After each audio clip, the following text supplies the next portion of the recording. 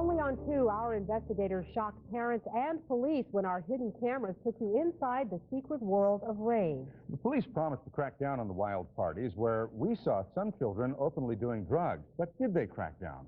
Our investigators go back inside, re-exposing raves. News to Houston investigator Tony Kovaleski live in the News Center with this exclusive. Tony? Bill, our investigation sparked a community debate. At the center of that controversy, our hidden camera video exposing a lawless environment dominated by drugs. Tonight, you'll hear from promoters and city leaders promising change. Our hidden cameras found that change. Now decide for yourself, is it enough? You're looking at pictures of a party billed by promoters as the largest rave in Texas history. I thought it was just a place for kids to go and dance and have a good time. But our hidden cameras uncovered more than just a good time. We found a party where drugs were easy to get and openly accepted. These are pictures promoters and ravers hoped you'd never see. The venue, the county-owned Astro Arena. The report you did was very shocking to me. Harris County Judge Robert Eccles followed our investigation with his own in-depth review. As a result, the county reworked the language of its lease agreement.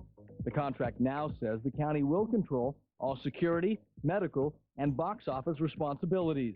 The response letter also reads, "We are now more aware of the nature and extent of the raves." I was very embarrassed by it. After our investigation originally aired back in May, the Houston Police Department responded by launching its own investigation, specifically looking at the action or lack of action of its officers. Even though our hidden cameras found rampant drug use and teens violating curfew laws, none of the HPD officers working this rave party actually patrolled inside the Astro Arena.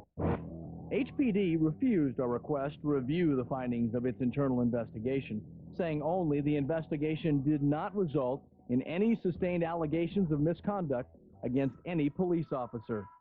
But HPD did make changes to its policy for policing rave parties.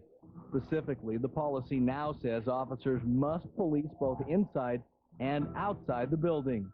Also, based on the department's new regulations, the May rave party at the Astro Arena should have been staffed by more than 120 officers. Instead, documents obtained by the News 2 Houston investigators show there were only 6.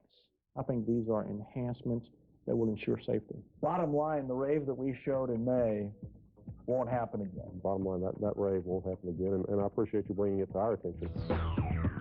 I think that many parents out there became armed with more information about rave parties, what they are about, and some of the things they should be concerned about. With city leaders promising change, we decided to test the system to see if the promise actually had impact. This time, more than 4,000 people, a rave party, and our hidden camera in Southwest Houston. You're looking at hidden camera video from a September rave party at the Funplex in Southwest Houston. I had been feeling before the story and after the story, especially that things needed to change at parties. We did find beefed-up police presence inside the party and in the bathrooms. As a result, drug use was not nearly as prevalent as the May rave party. However, it was not completely stopped. We did find some teens smoking marijuana. And this teen was passed out. And after wrestling with constables, this raver was rushed to the hospital. Paramedics tell the News 2 Houston investigators it was for a drug overdose. We can do what we can to put a lid on the drug activity, but there's nothing that we can do to stop it. There's drugs everywhere. That's not a secret to anybody. Clearly controversial, I will be here in the Click to Houston Web Center to take your answers, your questions during a live chat session that's coming up after our newscast at 10:30. I'll be here from 10:30 to 11 o'clock. Also, you can go to us at click2houston.com right after the night beat.